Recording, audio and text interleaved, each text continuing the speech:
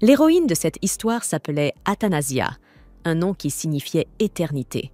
Elle était une princesse, la fille de l'empereur et de l'impératrice, cette dernière ayant perdu la vie en la mettant au monde.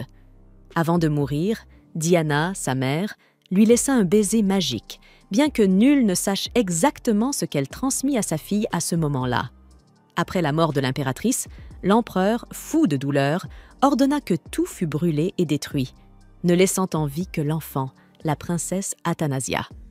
Le véritable problème était que l'empereur ne montrait aucun signe d'affection envers elle. Il la confia aux soins de domestiques indifférents, persuadé que si même son propre père l'ignorait, il n'y avait aucune raison pour eux de s'en soucier davantage. Depuis son plus jeune âge, Athanasia parvenait à entrer dans un monde magique où une voix mystérieuse l'appelait. C'est là qu'elle découvrit un livre dans lequel elle pouvait contempler toute sa vie. « Alors, tout ce qui va m'arriver est déjà écrit ici ?» pensa-t-elle, stupéfaite. Le livre lui révéla qu'en grandissant, elle serait accusée d'avoir utilisé de la magie noire et que son propre père la condamnerait à vivre en exil dans une tour sans jamais en sortir. La princesse vivait dans un monde où tous possédaient la magie, sauf elle. Le regard froid et distant de son père transformait cette prédiction en un cauchemar récurrent, qu'elle revivait chaque nuit dans ses rêves. Heureusement, une personne lui portait encore de l'affection, Liliane. Cette servante avait été l'amie proche de sa mère et, bien qu'issue de la noblesse, elle avait tout abandonné pour rester au palais auprès d'Athanasia. Elle était la seule à la traiter avec douceur, à la protéger et à veiller sur elle. Même bébé, Athanasia avait conscience de son avenir et savait que des dangers l'entouraient. Bien qu'elle fût incapable de se défendre, elle comprenait qu'elle devait trouver un moyen de changer le cours de son destin. Son plus grand obstacle portait le nom de Cloud, l'empereur, son père, considéré par tous comme un homme d'une puissance incommensurable. Il peut anéantir un royaume à lui seul. Et c'est mon père, pensait la petite princesse avec amertume. 3 années passèrent, et peu à peu, l'atmosphère autour de la fillette devint un peu plus chaleureuse. De nouvelles servantes arrivèrent bientôt pour travailler au palais, toutes charmées par la douceur et la beauté d'Athanasia, désormais âgée de 3 ans. Cependant, parmi elles se trouvait une femme uniquement intéressée par l'argent. Alors que les autres se consacraient à embellir les lieux avec des fleurs et des décorations, cette servante observait en secret, à la recherche d'objets précieux que l'empereur avait achetés pour l'impératrice défunte. Un jour, Athanasia s'approcha d'elle et demanda ce qu'elle cherchait. La servante, la prenant pour la simple fille d'un jardinier, répondit « Montre-moi un endroit où il y a de l'or. » Athanasia pensa en silence. Elle veut juste voler. Puis, avec innocence feinte, elle la conduisit vers les tournesols, les champs de blé et le pain frais, faisant semblant de ne pas comprendre ce qu'elle désirait réellement. Puis, avec une innocence calculée, elle commenta qu'il n'y avait plus de grands trésors dans le palais, mais qu'il restait tout de même des ustensiles ornés de pierres précieuses. La servante fut surprise par l'intelligence de la fillette, croyant qu'elle partageait le même intérêt pour le vol. Ignorant qu'elle se trouvait face à la princesse, lorsqu'elle entra dans la cuisine et commença à remplir des sacs de bijoux et d'ornements, Athanasia s'avança vers l'endroit où ils étaient entreposés et glissa tout dans ses poches. La femme tenta de l'attaquer, exigeant qu'elle restitue les objets, mais la princesse jeta sur elle toutes les décorations et arrangements qu'elles avaient mis en place. Le vacarme attira l'attention des autres servantes qui la surprirent en train d'essayer de nuire à l'enfant. Elle fut rapidement expulsée du palais. Cependant, Athanasia savait que ce n'était pas le fruit du hasard. Elle pensa « Si je n'avais pas agi ainsi, Liliane aurait été attaquée ce soir. » En effet, dans sa vision du futur, la même servante avait tenté de voler et de poignarder Liliane. Tout avait donc été fait intentionnellement, et Athanasia garda les bijoux récupérés pour elle-même. Elle réfléchit qu'elle en aurait besoin dans son avenir, consciente du destin cruel qui l'attendait. Pendant ce temps, Cloud poursuivait ses devoirs d'empereur. Félix, son assistant, lui rapporta que quelqu'un avait tenté de s'introduire dans la maison de sa fille et que celle-ci avait réussi à repousser la menace. Il s'attendait à une réaction du souverain, mais Cloud resta impassible. Dans un autre lieu lointain, un homme sentit que quelque chose changeait dans le destin de l'Empire Ovelia et que la source de cette perturbation se trouvait au palais. Grâce au livre, Athanasia comprit qu'elle n'était qu'un personnage secondaire dans cette histoire. Dans ses rêves, elle savait déjà qu'elle rencontrerait son père lorsqu'elle aurait 8 ans. « Il sera le seul membre de ma famille qui me restera », pensa-t-elle. À partir de ce moment, elle commença ses efforts pour lui plaire, aspirant à être à ses côtés. Cependant, sans magie, cet objectif semblait inatteignable. Le pire viendrait à l'âge de 12 ans, lorsqu'elle serait présentée à la société. À ce moment, elle découvrirait une vérité douloureuse. Son père avait également une autre fille, nommée Jeannette. Elle était une princesse gracieuse, charmante, possédant une élégance naturelle et des pouvoirs magiques. Peut-être avait-elle même, à un moment donné, reçu l'amour de leur père. Précisément pour ces raisons, la petite Athanasia ne voulait pas subir un destin cruel, ni être rejetée ou exilée. Ainsi, avant son 8e anniversaire, elle avait soigneusement amassé toutes les pièces et tous les bijoux qu'elle pouvait économiser, pensant que, lorsque le moment viendrait, elle pourrait fuir son père et vivre en paix. Dans ses plans, elle ne serait pas seule. Lilium l'accompagnerait également, la soutenant, et ensemble, elles emporteraient tous les trésors qu'Athanasia avait accumulés depuis son enfance. Alors qu'elle réfléchissait à tout cela, elle se retrouva avec les doigts tachés de chocolat. Comme elle profitait toujours des occasions pour demander des sucreries et des desserts aux servantes, ce n'était pas seulement pour le plaisir, mais aussi parce qu'elle y cachait des gemmes et des bijoux dans les ustensiles de cuisine. Après avoir mangé, elle alla à une fontaine pour se laver les mains et y vit son propre reflet. Son visage ressemblait fortement à celui de sa mère, mais ses yeux étaient ceux de l'empereur. Des yeux qui brillaient comme des pierres précieuses. Peut-être est-ce précisément parce que je n'ai hérité que de l'apparence et non de la magie que mon père me méprise, pensa Athanasia. Peut-être me déteste-t-il pour cela, songea-t-elle en silence. En traversant la forêt, elle arriva à un endroit où elle cachait ses bijoux, effrayant involontairement un écureuil de passage. En continuant son chemin, elle trouva un lieu qui ne ressemblait en rien au palais de Ruby où elle vivait. C'était comme une vaste salle vide, semblable à un coffre-fort. De retour au palais, Athanasia entendit des servantes raconter que Sa Majesté l'Empereur avait ordonné l'inspection de chaque pièce après l'incident avec la servante qui avait tenté de le voler. Elles ajoutèrent qu'elles chercheraient dans chaque recoin de la chambre de la princesse, là où elle conservait ses précieux trésors. Inquiète, Athanasia décida d'agir rapidement. Elle mit les bijoux sur elle et se dirigea vers la forêt pour les cacher avec le reste. Cependant, à son arrivée, elle trouva le même écureuil en train de creuser, essayant de déterrer ce qu'elle avait enterré. « Je ne peux pas perdre ça », pensa-t-elle, lui tendant une cacahuète pour le distraire, puis elle courut chercher un autre endroit pour cacher ses trésors. Arrivée à nouveau dans l'endroit qui ressemblait à un coffre-fort, elle décida d'y laisser tous ses biens. En avançant plus profondément, elle découvrit de petites figurines dorées en forme de chérubins. Pourraient-elles être en vrai or ? Se demanda-t-elle, courant vers elle et mordant même l'une d'elles pour vérifier. C'est à ce moment qu'elle se retrouva face à face avec Cloud, l'empereur, son propre père. C'était la première fois qu'il la voyait depuis si longtemps, et il remarqua immédiatement la ressemblance avec l'impératrice. Pour Athanasia, ce fut un choc. Je n'étais pas censée le rencontrer avant mes 8 ans. Que se passe-t-il ? Pensa-t-elle, effrayée. Cloud n'était pas un homme bienveillant, et son expression ne laissait rien présager de ce qu'il allait faire ensuite.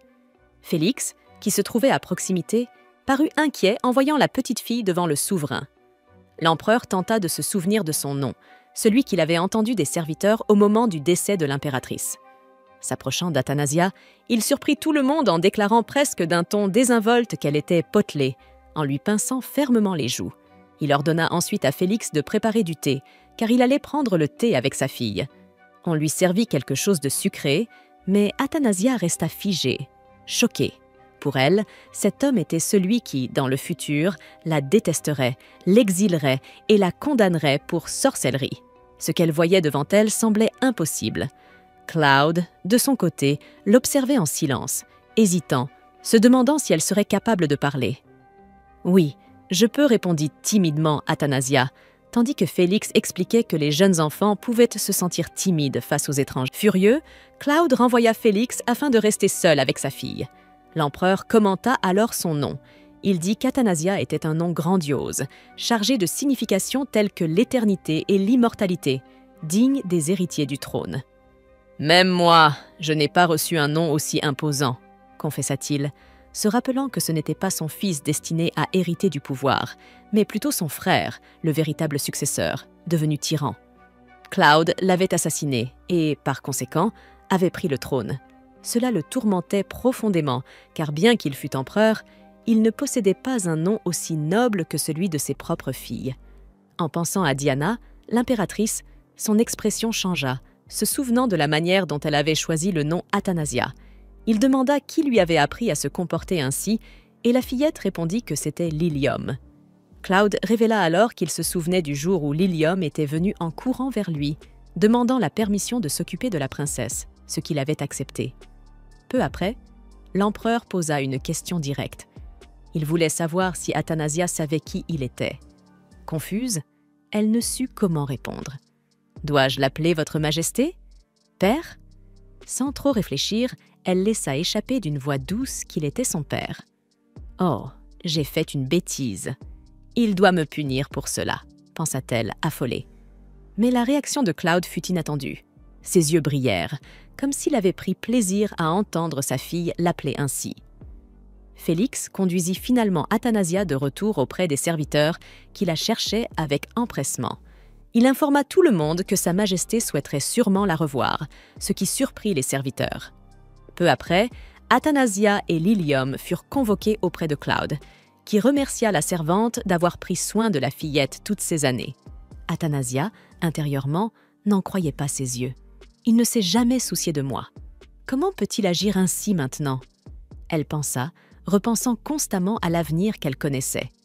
Mais dans le présent, Cloud affirma qu'il ne pouvait plus se consacrer pleinement à elle à cause des responsabilités du trône et que désormais, elle vivrait à ses côtés, sous sa protection, comme une véritable princesse. La nouvelle réjouit tous ceux qui l'entouraient, sauf Athanasia elle-même, qui continuait à croire que son père était un démon déguisé. À partir de ce moment, sa routine changea. Chaque jour, elle prenait le thé avec Cloud, recevait le traitement digne de sa position et était accompagnée de servantes attentionnées. Pourtant, au fond d'elle, son désir restait le même. Avant d'avoir 8 ans, elle s'échapperait de cet endroit avec tout ce qu'elle avait amassé. Cloud, de son côté, se montrait de plus en plus intrigué par sa fille.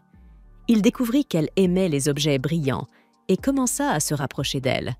Ainsi commencèrent les journées où Athanasia rendait visite à son père. Nerveuse en sa présence, elle commettait de petites maladresses, lâchant des gestes embarrassants qui, malgré eux, semblaient charmants. Cloud ne la grondait pas, ne la blâmait pas. Au contraire, il semblait prendre plaisir à ces moments, et c'est alors qu'une étincelle d'espoir naquit en Athanasia. Peut-être, d'une manière ou d'une autre, son père finirait par l'aimer. Puis vint l'invitation pour une promenade au lac. Lilium prépara Athanasia avec soin, la rendant encore plus belle. Avec Félix à leur côté, elles retrouvèrent Cloud, qui, en la voyant, commenta qu'elle avait l'air de plus en plus en bonne santé et bien nourrie. Pour n'importe quelle princesse plus âgée, cela aurait pu être offensant, mais pour Athanasia, qui n'avait que 5 ans, cela sonnait encore comme un compliment. La fillette ne savait jamais vraiment comment se comporter en sa présence, mais elle finit par lui dire qu'il était lui aussi très beau. Chaque fois qu'elle prononçait une remarque pareille, ou simplement qu'elle s'adressait à lui, tout le monde autour se tendait, observant le regard froid et lourd que Cloud posait sur elle. Pourtant, la journée semblait empreinte d'une atmosphère particulière. Ils restèrent dans le jardin, entourés de fleurs, et Athanasia savourait chaque instant, se sentant heureuse jusqu'au moment d'embarquer dans la petite barque. Réservée uniquement pour elle et Cloud, elle ressentait au fond d'elle une certaine peur. Après tout, elle ne savait pas nager. Félix tenta de la rassurer, affirmant qu'il ne pouvait rien lui arriver tant qu'elle serait aux côtés de son père. Cependant, il regretta ses paroles en voyant Cloud tenir la fillette comme si elle était un fardeau, sans la moindre délicatesse. L'atmosphère devint inconfortable. Il ne trouvait pas les mots justes, mais en voyant les mèches dorées de Cloud onduler au vent, Athanasia commenta timidement que ses cheveux étaient éclatants et très beaux, ajoutant qu'elle les aimait aussi. Au fond d'elle, la fillette reconnaissait qu'il était véritablement beau, d'un blond miel profond, mais en même temps, elle ne pouvait effacer de sa mémoire le fait que ce serait lui, son père, qui la condamnerait un jour à l'exil. Silencieusement, elle se demandait comment cette barque se mouvait sans rame, jusqu'à ce qu'elle remarque que Cloud semblait la diriger par la magie. Lorsqu'elle plongea son regard dans le sien, elle découvrit qu'il avait des yeux d'un bleu incroyable, clairs comme 2 saphirs, et elle se demanda si les siens seraient semblables. Soudain, un petit lotus lumineux attira son attention. Elle en sentit même une douce fragrance. Elle voulut tendre la main pour le toucher, mais en se penchant trop sur le bord, elle perdit l'équilibre et tomba à l'eau. En quelques secondes, des algues et des plantes aquatiques s'enroulèrent autour de son corps, l'entraînant vers les profondeurs. Athanasia crut que c'était peut-être la fin, même si elle connaissait déjà l'issue de son histoire. Pourtant, dans son cœur, le désir persistait, que son père plonge pour la sauver. Elle se rappela que s'accrocher à l'espoir pouvait être vain. Et pourtant, c'est Cloud qui sauta dans le lac et la secourut. Il la tira hors de l'eau d'une poigne ferme et, grâce à sa magie, lança un sort qui assécha ses vêtements. Ce n'était pas fait pour lui faire du mal, seulement pour la protéger. Son expression trahissait de l'irritation, non pas contre elle, mais contre toute la situation. Peu après, il déclara à Félix que le lendemain, il apprendrait à sa fille à nager, car il n'aurait aucun sens de la laisser à la merci d'un tel danger. Félix resta silencieux, conscient du poids de ses paroles. Pourtant, Cloud semblait également porter quelque chose de sombre en lui, une sorte de fardeau magique qui l'affectait encore d'une manière inconnue. Après cette frayeur, Athanasia tomba malade. Elle eut de la fièvre, mais Lilium s'occupa d'elle et lui expliqua que les lotus étaient magiques et qu'ils trompaient souvent leurs victimes, les attirant au fond du lac par des illusions. Confuse, Athanasia demanda pourquoi de telles choses dangereuses existaient, et Lilium expliqua que seules les personnes sans magie étaient affectées. Puis Athanasia comprit enfin. Le problème, c'est qu'elle est la plus fragile. Cette même nuit, Cloud revient au lac. Il s'avance jusqu'au centre, là où flottent les lotus, et fait face à une présence étrange, qui n'est pas vraiment une créature, mais qui lui présente l'image de Diana, la mère d'Athanasia. Dans l'esprit de Cloud, il est clair qu'il a tenté de réprimer ses sentiments depuis la mort de Diana, effaçant toute émotion. Cependant, maintenant qu'il vit avec sa fille, il se rend compte qu'il ne ressent aucune haine. Félix assiste également à la scène, mais Cloud reste maître de lui-même, refusant de laisser l'entité lui nuire. Il se contente de déclarer qu'il y a des affaires à résoudre. Le lendemain matin, une servante se précipite dans la chambre d'Athanasia pour annoncer l'arrivée de nombreux nouveaux domestiques. Lorsqu'ils sortent, ils trouvent tout un groupe rassemblé, déclarant que dorénavant, ils serviront tous la princesse. Pour couronner le tout, Félix s'agenouille devant elle et